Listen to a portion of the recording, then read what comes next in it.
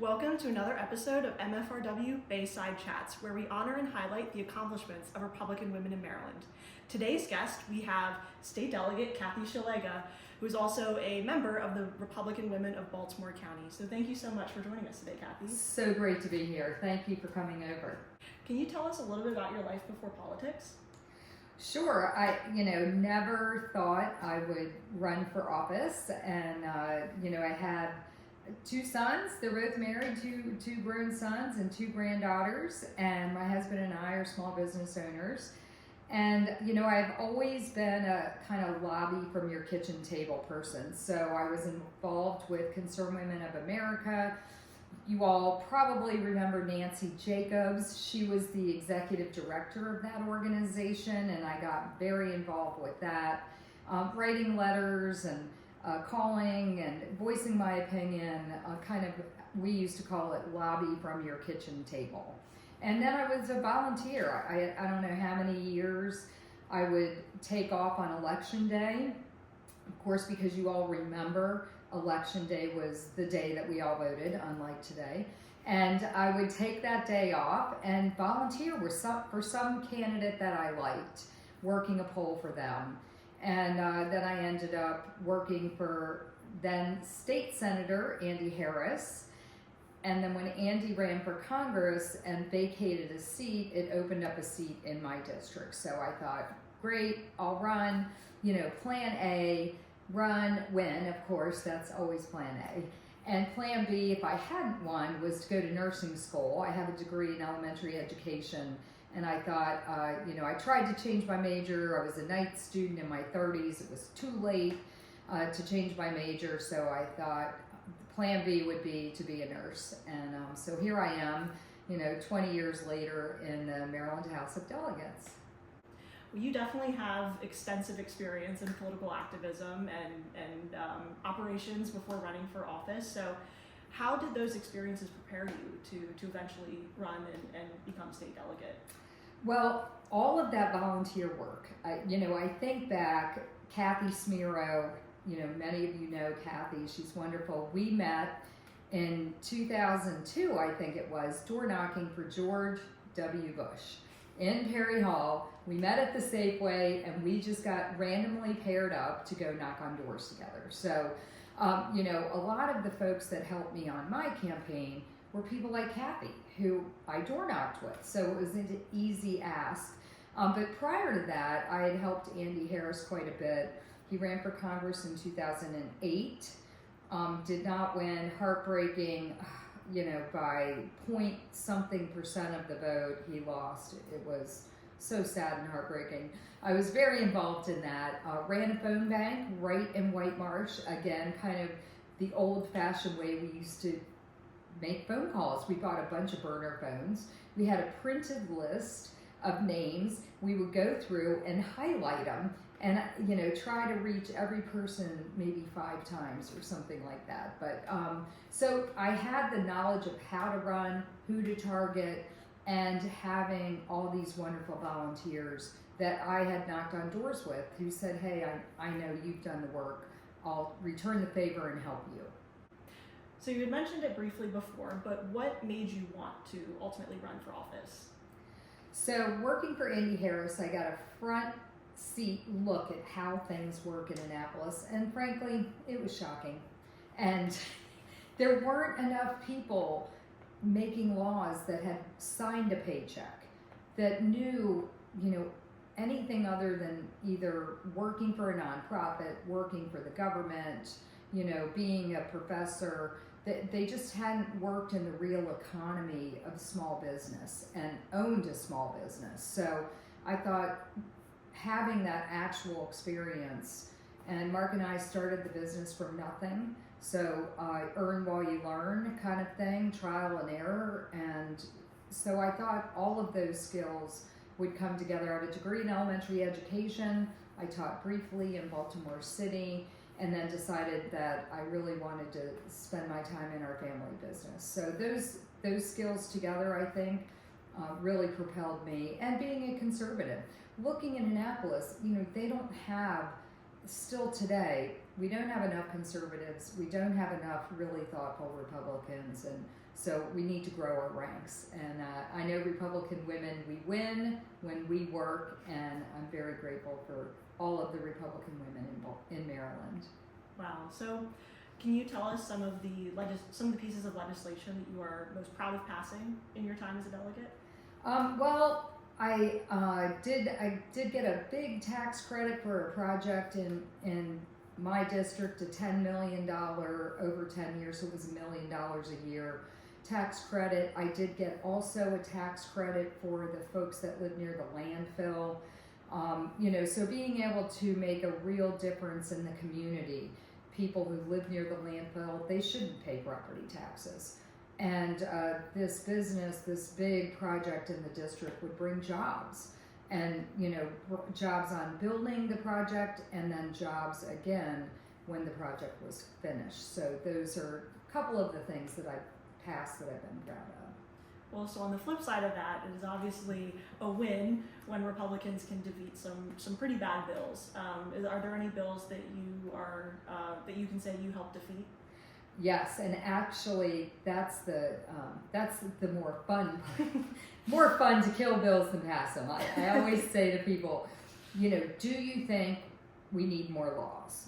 And people laugh and say, no, of course we don't need more laws. Then I'll say, well, that's why I don't put a lot of bills in, and that's not my focus. And I'll tell my Democrat colleagues and reporters, like, my focus is not passing bills. I am not going to judge my success as a state legislator by how many bills I pass, because we're just growing laws just innumerably, and that's not the focus. The fun part, the good stuff, is killing bad bills. So, we do a lot in committee. We make terrible bills better, and we kill bills. When I was the whip with Nick Kipke, we killed a couple bills on sine die the last day of session, arguing on a bill, didn't pass, gavel goes down, session is over. And then one I killed was a net neutrality bill. The Democrat majority leader brought this bill to the floor late, which means it needs a higher threshold of votes to even get introduced. And we killed that bill on the floor. He was so mad at me. I don't think he talked to me for a week. And, I'm like, hey, Bill, come on. You kill our bills every day. We're friends to this day. But that was certainly a wonderful moment when we could prove that Republicans really can make a difference. So after you were elected delegate, you were pretty quickly elected to the minority whip position just a few years after getting to the General Assembly. Can you talk about your time in leadership for the caucus? It was an honor, really an honor, to serve as the whip. That position, as many listeners don't know, because it's kind of how the sausage is made. So we are all elected as delegates, and then within the Republican caucus, in the House, we elect every year a leader and a whip together as like a president, vice president kind of election. In the Senate, they're elected separately. So they'll have an election for the leader and an election for the whip separately. And so I had been in the House 3 years and just knew we needed change. Our leader had not raised much money, really nice guy. Inter-party squabbles are always difficult. But he just hadn't raised the money and wasn't getting the team to work together. And so Nick Kipke and I teamed up, and it was a very, very close election. And because there's so many great members of the House Republican caucus, like Sue Krebs, who had been on the other side and immediately came to us and said, look, I want to be on the team. I want to unite. I want to work together. And we did. And short of a couple people that never really got over it, we were one strong team. And working with Nick Kipke was a true honor and privilege. He is a very good man, a godly man, very good people skills, and it was a privilege. I was the longest serving, he was the longest serving leader, I was the longest serving whip. We did that together. And then we had decided that it was time to pass the baton on. I don't think those positions are things that should be held for life. So Nick and I didn't want to get to that place where we had been there too long. And it's great to bring fresh ideas, new people, new excitement to the table. And so, yeah, it was really an honor and a privilege in my 14-year career in Annapolis. So in 2016, you were our Republican nominee for U.S. Senate. Can you talk a little bit about that experience and what you learned running as a statewide candidate? It was a lot of work. It was a tremendous amount of work, and nothing I took on lightly. I really was reluctant, and it was very flattering and encouraging to have people like Steve Shue and Andy Harris come to me and say, Kathy, you know, we think you'd be a great candidate. We'll help you. We'll support you if you get in the race. And I never would have gotten in without people like Andy and Steve Shue and others, Nick Kipke, others who said, get in, I'm going to come alongside, because it is a lot of work and raising money is the hardest part. I'm very proud of my team. We put together a top-notch quality team.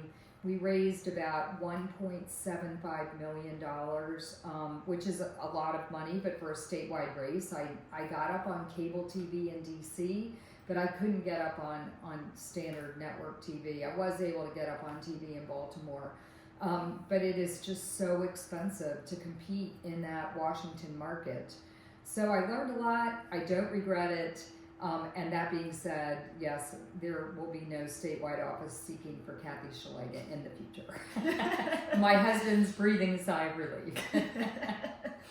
Often, politics can be funny and often make us laugh. Are there any experiences that you've had or funny stories that you can share with us?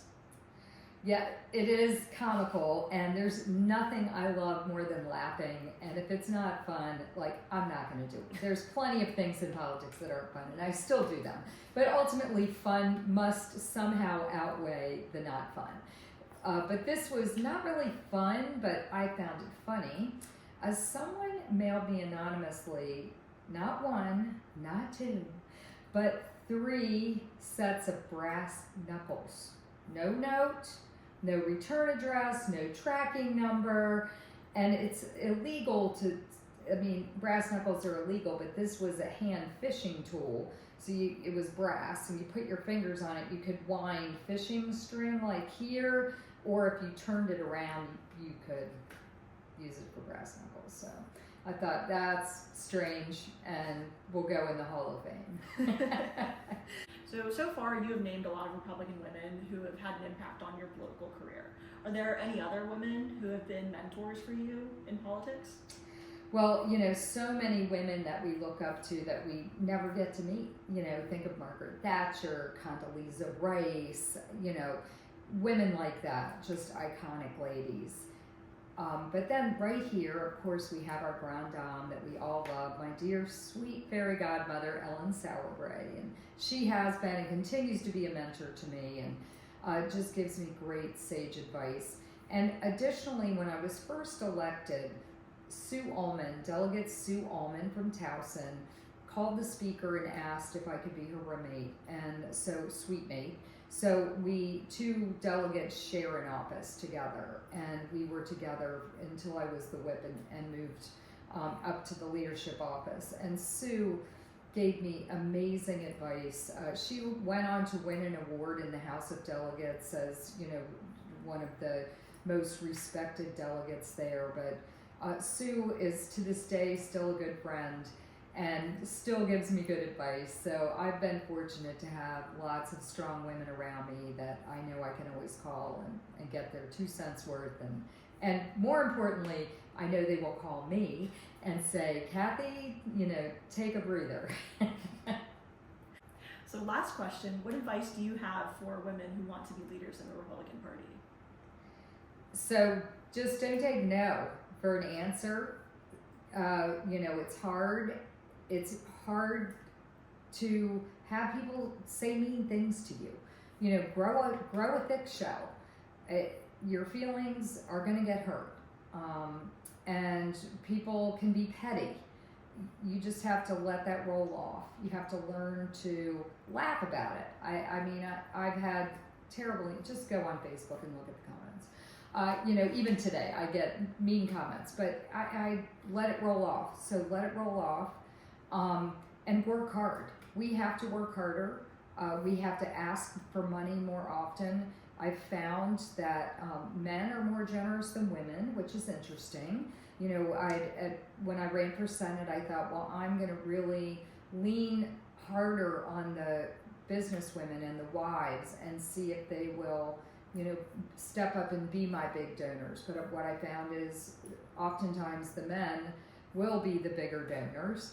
But don't stop asking. Just ask, and there's a saying that if you don't ask, the answer is always no. So, get out there, work hard, build friendships, build relationships, ask for help. You can't do it on your own. And, I'll go back, I've said it already once, but the Republican women's motto of when women work, we win. And, so get a good group of ladies with you to help get you across the finish line.